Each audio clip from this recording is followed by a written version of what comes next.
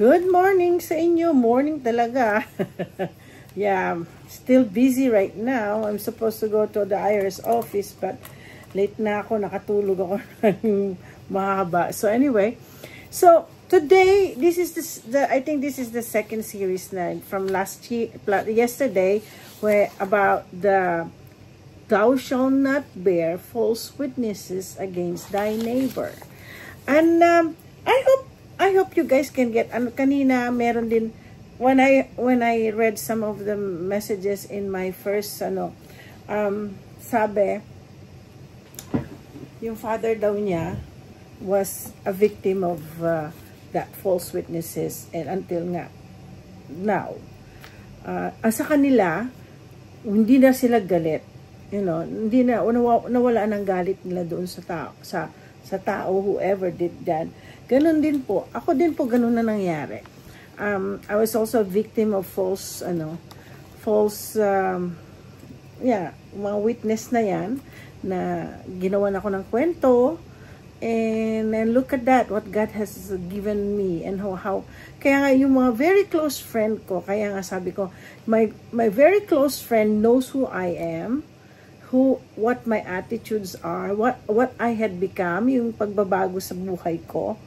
At this, sabi ko, ano ko na ngayon is, vengeance is not mine, but the Lord. So, I kept quiet for when gossips are so yung, I did not isolate myself. I went to another church. So, doon ako nag-worship. I still worship the Lord. I did not stop. That's the only thing is I did not stop, and I still have my friends talking to me. We go out, you know. So after 2 weeks yata yun, 2 weeks, sabi sa akin may nakita silang siguro na-acquit. Na-acquit ako. So sabi nga ng kaibigan ko sa niya, vengeance is not yours but the Lord. So yeah, alam mo, ganyan na po ang nangyari ko. Next topic ko tomorrow is gonna be so exciting about armor of God. You know, armor of God. Kasi ngayon, nowadays, it's really spiritual warfare. Kasi it affects your brain. It's no longer it's no longer physical, but it's already on a mental health. So, di ba? Ngayon, ang dami na, si Pastor Noel is now PhD in mental health. Psychologist siya, no? I'm so proud of him. So, marami po siyang, he encountered a lot. Mostly, hindi ko nasasabihin this because sige. Siyempre, Navy siya. So, balik siya sa Navy. So, anyway, so, yun na nga po. At least kay Pastor Noel, he has the Lord too. He has spiritual at the same time yung psychology. Ako nga, sana nga psychologist din pala ako, no? Anyway, so let's go back here so I can end this. What does it means to bear false witness? Sabi ni Matthew Henry, ito yung commentary ni Matthew Henry, bearing false witness can mean a few different things with the same basic theme.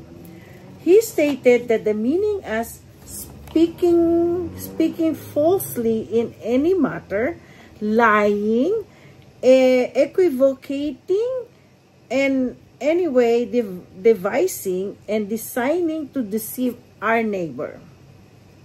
Speaking unjustly against our neighbor, laying to his charge things that he knows not. Ito sinasabi, laying to his charge things that he knows not.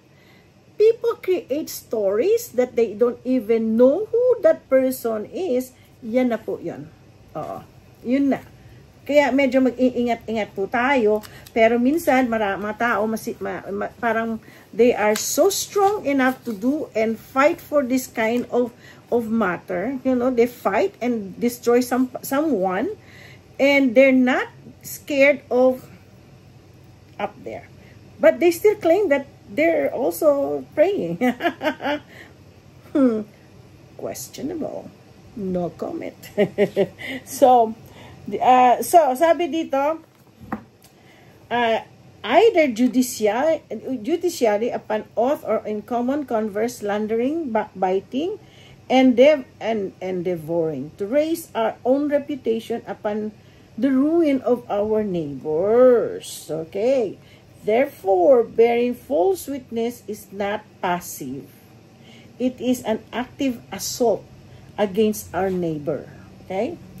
The action often means misrepresentation in a court of law, but also extended to the moral law of acting like people set apart for God and by God to reflect His glory and majesty. So tingin niyo ba, when you bear false witnesses to your neighbor, and then you are claiming as you are a Christian, or you are claiming that you go to church, you're claiming that you are praying the rosary, you're claiming that you are doing your novena, do you think it gives glory to God?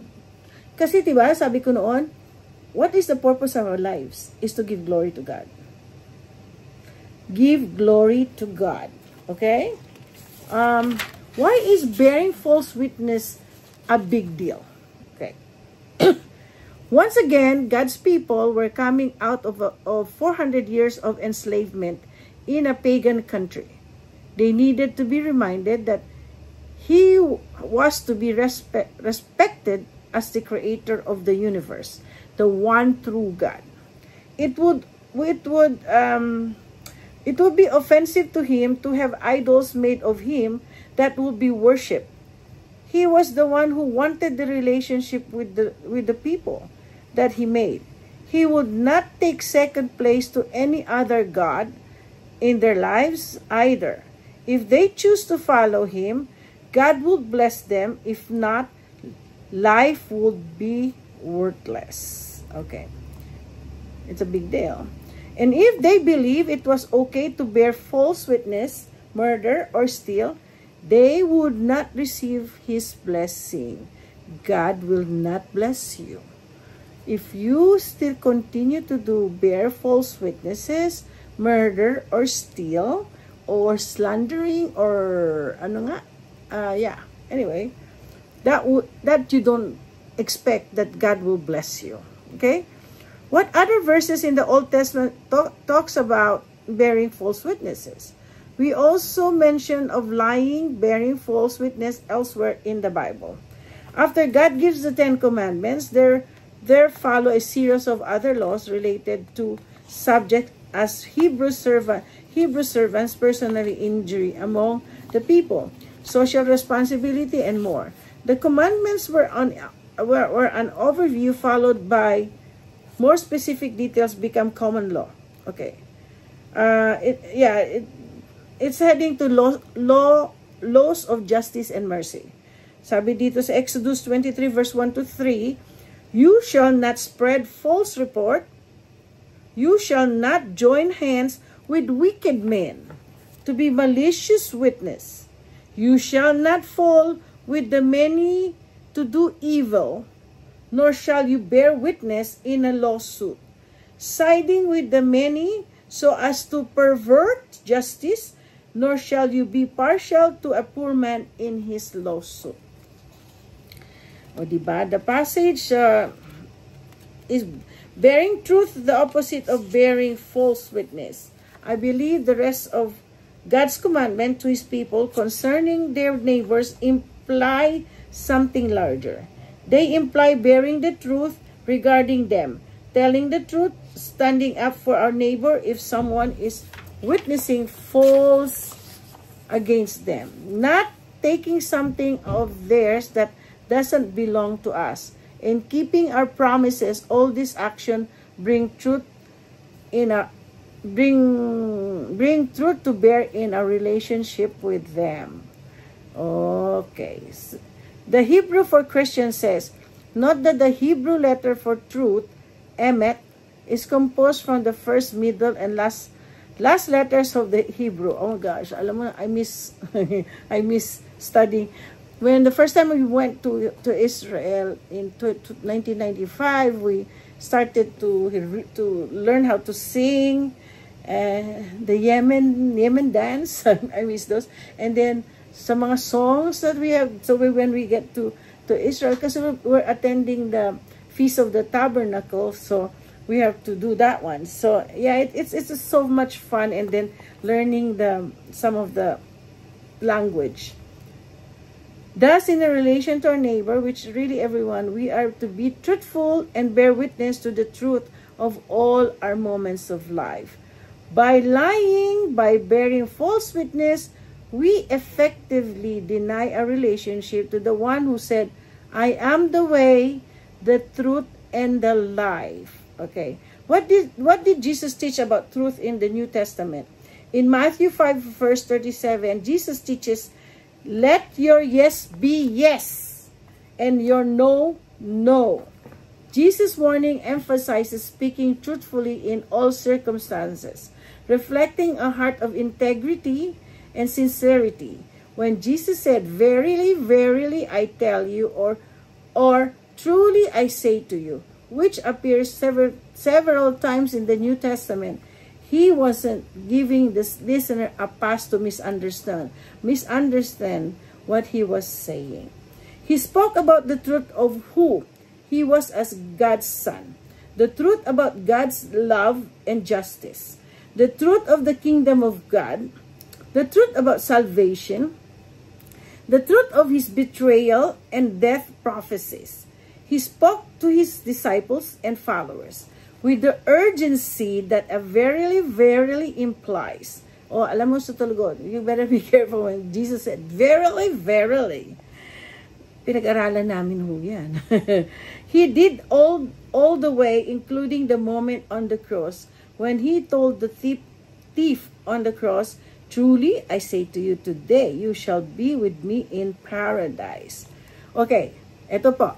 Ano ko, naka-12 na ako. Ito na last neto. How can we avoid bearing false witness?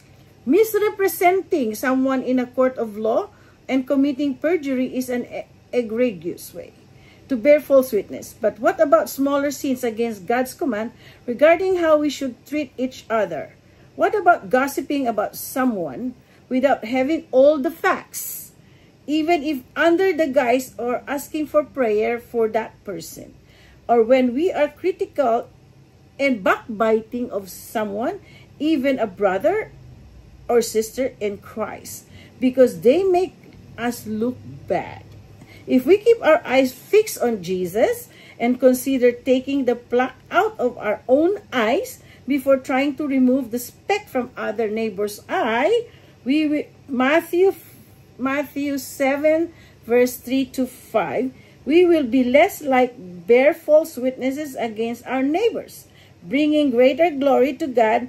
Let's be grateful to God for commandments that help keep sin in check when the enemy tempts us to think and do evil. It's unfortunate today that technology, eto na, affects how much we bear false witness against our neighbor. We are tempted to say things online with strangers or even with people we know that end up causing great harm. It's easy to hide behind a computer or a smartphone and spread gossip. Hallelujah, humayakuka shikaralabashanayakuka, using harsh and judgmental words that we would never say to the individual in person. In addition to removing the plaque, we need to check our hearts and ask the Holy Spirit, who was instrumental in the inspiring the 10 Commandments, whether our attitude, words, and action would be considered bearing false witnesses. Jesus was the victim.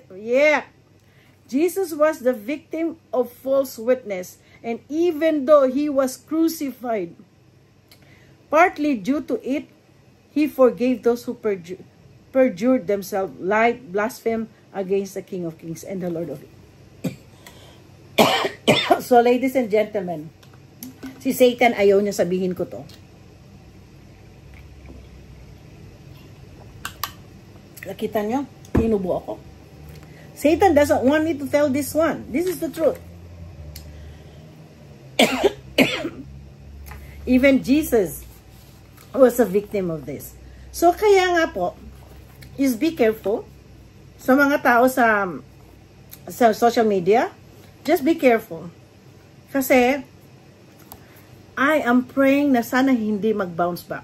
Kasi pag hindi nag-bounce back sa inyo, kung may anak kayo, maawa kayo sa anak nyo. Yan din ang sinasabi ng tatay ko. Kaya ayaw niyang magkasala siya, ayaw niyang magmambabae, ayaw niyang mangdaya ng tao kasi hindi ba bounce back sa kanya. Kundi kami, mga anak niya. Truly, lahat ng prayer niya ay nagkatotoo. And we met good husbands. We met Christian. Yung kumbaga sa one, they fear God. Number one is they fear God. Okay? May mga taong mayabang lang. At God always say, God despise the proud. He will make you humble. Okay? So anyway, thank you very much. At nag-16 minutes na ako. Bukas, abangan ninyo yung aking armor of God. Okay? So, wag kayong mga, alam ko na apektuhan kayo sa mga sinasabi ng mga false witnesses na yan. Guys, ako din. Sinabihan din ako. Pero, I have the armor of God. Ituturo ko sa inyo yan. Paano natin kalabanin si Satan. Okay? So, thank you very much. Just don't forget to like and subscribe. And always remember, God loves you.